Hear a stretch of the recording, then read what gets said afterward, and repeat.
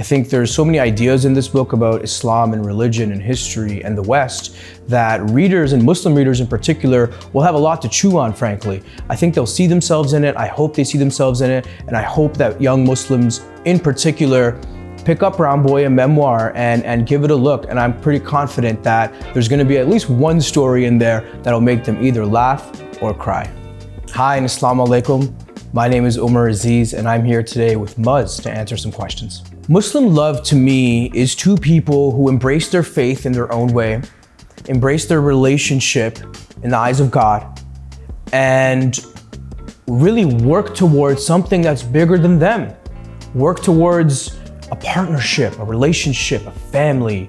I had a particular window into Muslim love because my mother is religious, as I write about in my book, and my dad is very secular. So I kind of went back and forth between these two worlds and their expectations of me and my brothers, especially when it came to love.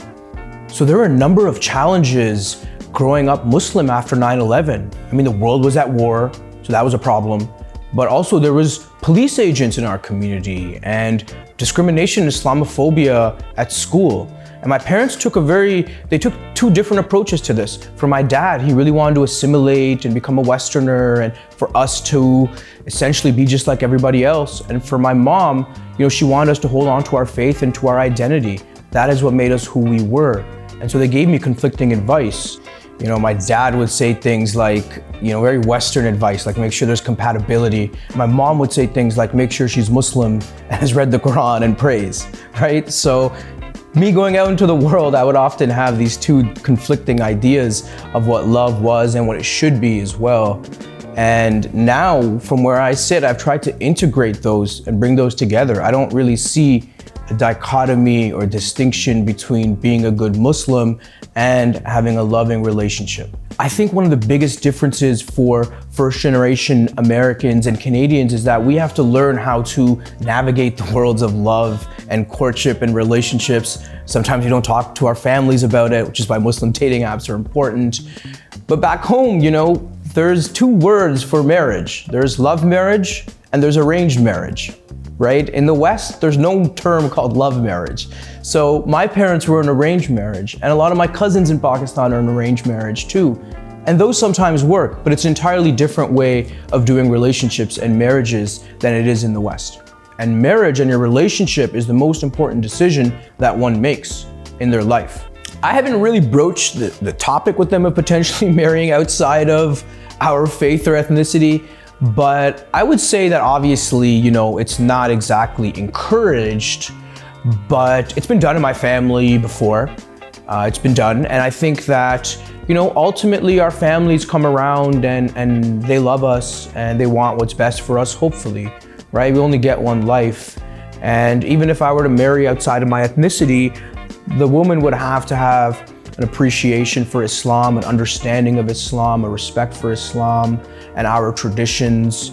That just has to be there, that mutual respect, no matter what, no matter the faith of the person you're with or their background, there should be that mutual respect. So that's what I think of that. And I would hope that regardless of what decisions I make in my life, that my family would support me and would love me no matter what. So as I've re-explored my Islamic faith, one of the things that just struck me over and over again is just how beautiful Islam is. It's a beautiful religion of poetry, the Quran. If you know how to read the Quran, if you ever heard the Quran, you'll know what it sounds like. Beautiful, enough to make grown men cry. And the beauty and the history of the Baghdad Caliphate, the House of Wisdom, the great libraries, the great discussions, the blending of theology and philosophy and art. I mean, this is the Islamic past. If anything, what we saw in the news for the last 20 years was a historical exception. So learning about that, the beauty of Islam, again with fresh eyes, because there were so many things I took for granted, I thought, when I was born into it. So my advice would be to not let go of your values and your community, and to really stick to those values when you are meeting a potential match.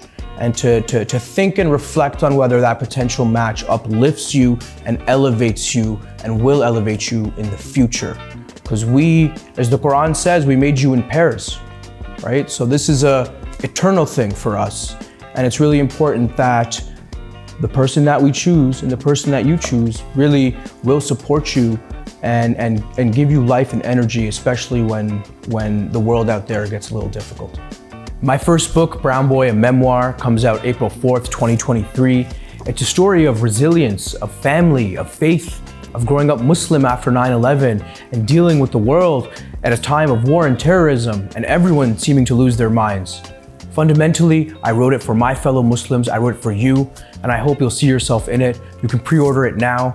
Brown Boy, a Memoir, again, comes out April 4th, 2023, and I'll see you all very soon. Thank you.